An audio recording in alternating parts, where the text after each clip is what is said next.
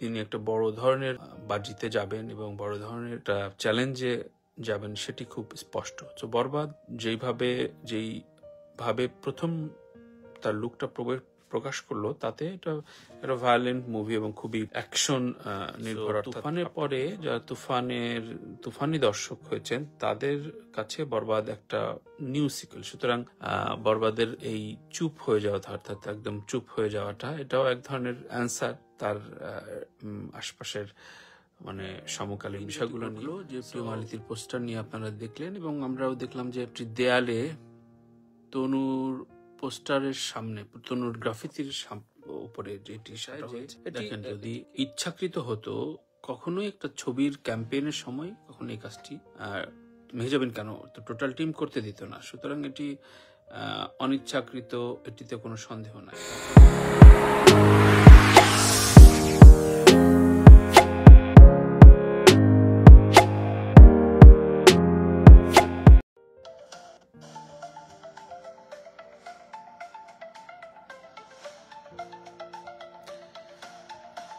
So এখানে আসলে দিয়েই বলবো যে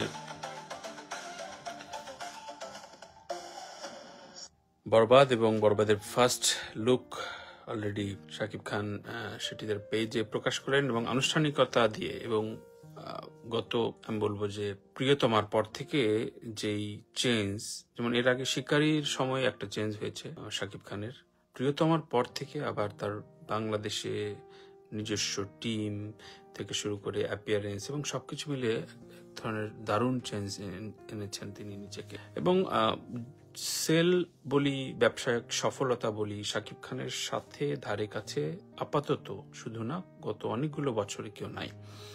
সুতরাং ঈদের ছবি তিনি একটা বড় ধরনের বাজিতে যাবেন এবং বড় ধরনের একটা চ্যালেঞ্জে যাবেন, সেটি খুব স্পষ্ট। তো বরবাদ যেইভাবে প্রথম তার লুকটা প্রকাশ করলো, তাতে এটা একটা ভায়োলেন্ট মুভি এবং খুবই অ্যাকশন নির্ভর। অর্থাৎ আফটার তুফান এর পরে দরদ কিন্তু একটা সাইকো থ্রিলার গিয়েছে, কিন্তু সেখানে একজন রোমান্টিক শাকিব খানকেই আমরা পেয়েছি। একটু দারুণ ক্যামেরা কাজ, কিছু চমৎকার গানের ভেতর দিয়ে। সো তুফানের পরে যারা তুফানি দর্শক হয়েছেন, তাদের কাছে বরবাদ একটা নিউ সিকুয়েল। সুতরাং বরবাদের এই চুপ হয়ে যাওয়া, অর্থাৎ একদম চুপ হয়ে যাওয়াটা, এটাও এক ধরনের অ্যান্সার তার আশপাশের মানে সমকালীন বিষয়গুলো নিয়ে।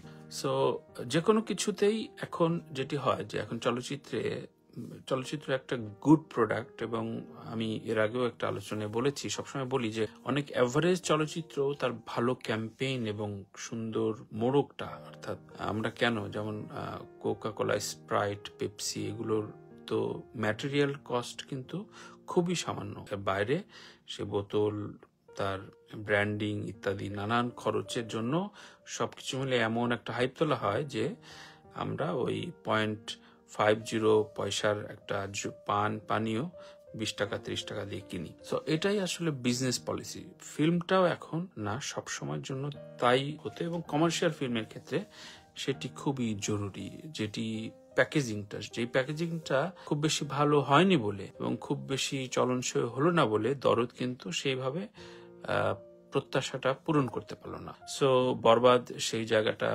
দারুণভাবে ধরে নিক, দারুণভাবে অর্জন করুক, সেটি খুবই প্রত্যাশার জায়গা আমার। এবং আমি মনে করি, এবং শাকিব খানের যে ক্রেজি ফ্যান বেজ রয়েছে সাকিবিয়ান নামে, তারা এটাকে একটা অন্য ধরনের বুস্ট আপে নিয়ে যাবে। আর পরপর দুটি মুভি রিলিজের, অর্থাৎ ঈদের রিলিজের আগে তারা প্রকাশ করলো টিজার বলি, ফার্স্ট লুক বলি, দাগি, আফরান নিশু দাগি, এর পরবর্তীতে বরবাদ। সো দুটোই মনে হচ্ছে অ্যাকশন নির্ভর ছবি এখন অব্দি, শিহাব শাহিনের বরবাদ এবং যে হৃদয় নামের ছেলেটি। এবং শাকিব খান অফিসিয়ালি বলছেন যে এটি সবচেয়ে বড় বাজেটের একটি ছবি হতে যাচ্ছে। সো বড় বাজেট, বিগ অ্যারেঞ্জমেন্ট এবং বিগ সুপারস্টার, এই ত্রয়ী সম্মিলনটা বুস্ট করেছিল, দারুণভাবে বুম করেছে রায়হান রাফির ক্ষেত্রে। তো রায়হান রাফির সাথে আরো একজন নির্মাতা যদি এইভাবে উঠে আসে এবং দারুণ সাকসেস দেয়, আমি মনে করি যে আমাদের ফিল্ম ইন্ডাস্ট্রি একটা নতুন ডায়নামিক্স পাবে। তো সেই জায়গা থেকে আমি মনে করি যে গুড লাক দেয়া ছাড়া এবং এখন আমাদের চলচ্চিত্রের এই নাজুক অবস্থায় এবং তার লুক টুক থেকে শুরু করে আমি যদি শাকিব খানকে দেখি বা দেখায়, দেখুন লুক টুক থেকে শুরু করে তার যে অ্যাপিয়ারেন্স এবং টাইটা লিলি টাই, তার নিজস্ব ব্র্যান্ডিং এর এই বিষয়গুলো এখন চমৎকারভাবে তিনি খুব মেনটেন করছেন। সো এই মেনটেনটা একজন সুপারস্টারের জন্য খুবই জরুরি। তিনি সেটি দারুণভাবে মেনটেন করে যাচ্ছেন এবং পাশাপাশি এই মেনটেন্যান্সের পাশাপাশি একজন সুপারস্টারের সবচেয়ে জরুরি যে সাকসেসটা, ফিল্ম সাকসেস। সো তুফানের পরে দরদ যে অ্যাভারেজ, সুতরাং তার এখন কোনোভাবেই আসলে অ্যাভারেজ ছবি দেওয়া যাবে না। সো এটা সুপার ডুপার হিট হবে, এটি প্রত্যাশার জায়গায় রাখি। এবং ফিল্মটা ঈদের ছবি যদি কোন একটা দারুণ ভাবে মানুষের মুখে মুখে রটে না, তাহলে ওই সময়ের অনেকগুলো ছবি একটা ভালো ব্যবসা করে। এটা কিন্তু এটা সত্য এবং এটাই, যেমন একটি বাজারে যখন যে কোনো একটা প্রোডাক্ট নিয়ে আলোচনা হয় তখন মানুষের ভিড় হয়। শুধু মানুষের ভিড় হলে শুধু ওই প্রোডাক্ট না, অন্যান্য অনেক প্রোডাক্টও তখন চলা শুরু করে। সো এই জায়গা থেকে আমি বলি যে সিয়ামের জঙ্গলি, সেটিও তার কোনো আনুষ্ঠানিক টিজার বা এ ধরনের ঈদের ক্যাম্পেইনে আসেনি, কারণ ছবিটি গত বছর থেকে আসবে করছে। সুতরাং এই ত্রয়ী ফাইট নিয়ে আমি কথা বলেছি। তো বরবাদ সেই সমস্ত প্রত্যাশার পারদ ছুঁয়ে যাক, সেটি প্রত্যাশা থাকবে। এবং যে লুকটি আসছে, যে ভায়োলেন্স এবং যে অ্যাকশন হিরো হিসাবে শাকিব খানের এই নতুন ডাইমেনশন আসছে, তুফানে তো দারুণভাবে চমকে দিয়েছেন এবং এই বরবাদেও সেটি অব্যাহত থাকুক, সেটি আমি প্রত্যাশা করি। আমরা বাংলা চলচ্চিত্রের সাথে থাকি, বাংলা চলচ্চিত্র সমৃদ্ধ করি। সবাই ভালো থাকবেন, কথা হবে। এবং আমি প্রতিনিয়ত আপডেটস নিয়ে কথা বলি আপনাদের সাথে, আপনারা মতামত দিয়ে সহযোগিতা করবেন। মাত্রই 2 দিন আগে আমি একটা সাদাসিধে কথায় প্রকাশ করলাম আমার খুব প্রিয় অভিনেত্রী মডেল মেহজাবিনকে নিয়ে। তারই পরদিন যেটি ঘটলো, যে প্রিয় মালিতীর পোস্টার নিয়ে আপনারা দেখলেন এবং আমরাও দেখলাম যে একটি দেয়ালে তনুর পোস্টারের সামনে, তনুর গ্রাফিতির উপরে যেটি সাটা হয়েছে, এটিকে আসলে আমি খুবই বিনয়ের সাথে একটু বলতে চাই যে দেখেন, যদি ইচ্ছাকৃত হতো কখনোই একটা ছবির ক্যাম্পেইনের সময় কখনো এই কাজটি মেহজাবিন কেন টোটাল টিম করতে দিত না। সুতরাং এটি অনিচ্ছাকৃত, এটিতে কোনো সন্দেহ নাই। তারপরে যে বিষয়টি হয়েছে যে এই উত্তাল সময় এবং ওই গ্রাফিতি এবং দেয়ালের এই বিষয়গুলো কিন্তু এখন এবং এই জুলাই বিপ্লবের জন্য ভীষণ রকম আবেগের এবং আমাদের চেতনার বহিঃপ্রকাশ। কারণ এই জুলাই বিপ্লব সমস্ত কিছুই এই দেয়ালগুলোতে খুবই জল করছে। সুতরাং আমি মনে করি যে টিমটি কাজ করেছে মেহজাবিনের সাথে, সেই টিমের উচিত ছিল যে এই বিষয়গুলো তাকে ম্যানেজ করে এবং বিষয়গুলো তাকে বোঝানো। কারণ যখন অন ক্যামেরা থাকে, যেটি হয় অভিনেত্রীদের ক্ষেত্রে, যে অন ডিরেক্ট মানে অর্থাৎ ডিরেকশনের উপরেই তারা অনেকখানি নির্ভর করে। টিম যখন যায় এবং একজন জনপ্রিয় অভিনেত্রী যখন মুভ করে, তখন তার আসলে তার যে টিমের ডিরেকশন, সেটি তার কাছে মনে হয় যে এটাই অলরাইট, কারণ সব দিকে না তাকিয়ে।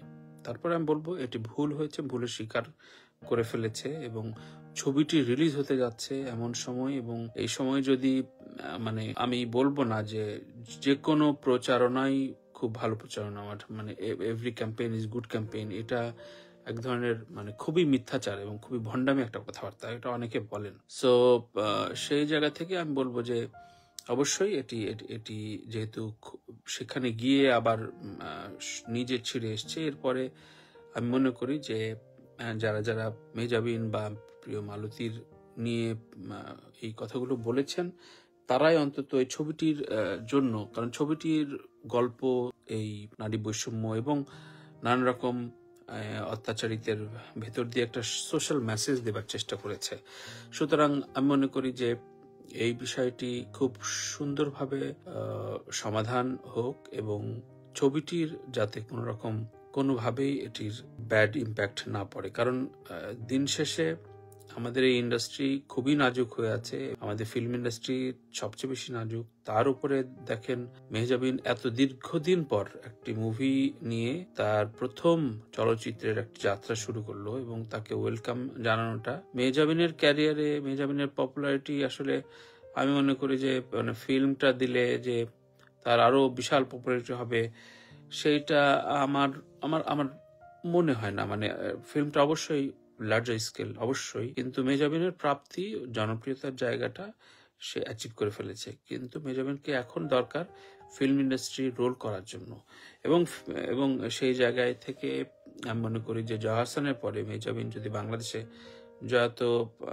বাংলাদেশের চেয়ে বেশি কলকাতায় খুবই নিজেকে এন্ডোর্স করেছিল, বা বাংলাদেশি নির্মাতারা তাকে ব্যবহার করতে পারেনি, এনগেজ করতে পারেনি। সুতরাং প্রিয় মালতী সাকসেস হলে হয়তো নিশ্চয়ই মেহজাবিন আমাদের ইন্ডাস্ট্রিতে রোল করবে, এবং সেই জায়গায় আমি আবারও বলছি মেহজাবিন যেহেতু অফিসিয়ালি শুধু ক্ষমা চায়নি, ওইখানে গিয়ে তার নিজের পোস্টার নিজে ছিঁড়ে এসছে, এবং তার যে বডি ল্যাঙ্গুয়েজ, তার যে ক্ষমা চাওয়ার দৃষ্টি, সেটিতে অনুতাপ এবং তার যে সেটি প্রকাশ পেয়েছে। সুতরাং এটিকে ওয়েলকাম জানিয়ে অবশ্যই ছবিটির সাথে থাকা উচিত। আমি এই বিষয়টা মূলত আপনাদের সাথে শেয়ার করলাম যে মেহজাবিনের এই বিষয়টি আমি ওভারভিউ কেবলই দুদিন আগে আমার চ্যানেলে দিলাম, এবং তারপর দিনই এই প্রিয় মালতীর ঘটনা। তো এটি একটি বিচ্ছিন্ন ঘটনা, এবং আমি অবশ্যই বিশ্বাস করতে চাই এটি অনিচ্ছাকৃত ঘটনা। এবং ছবি রিলিজের সময় আমরা যেটি চাই যে ছবি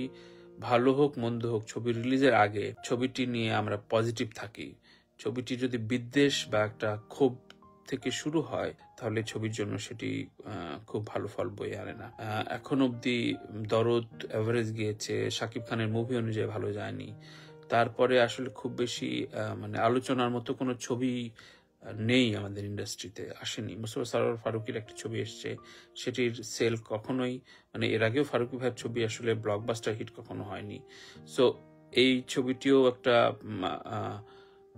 সেই জায়গা থেকে আলোচনার জায়গা নাই। এবং প্রিয় মালতী আসছে সামনে, ঈদের অনেকগুলো ছবি লাইনে রয়েছে। সুতরাং এই জায়গা থেকে আমরা পজিটিভ থাকি। যে কোনো চলচ্চিত্রের ক্ষেত্রে আমরা যদি শুরুতে এই জায়গাগুলো আমরা রেডি করি তাহলে আমি মনে করি যে ভীষণ রকম ভালো হবে।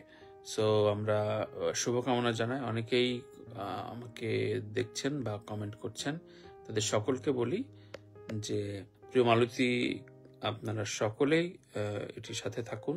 ছবিটি দেখার পর তারপরে আমরা মন্তব্য করি, তারপরে হয়তো ক্রিটিক বা এইগুলো নিয়ে মন্তব্য করি। সুতরাং আগে আমরা জাজমেন্টাল না হই।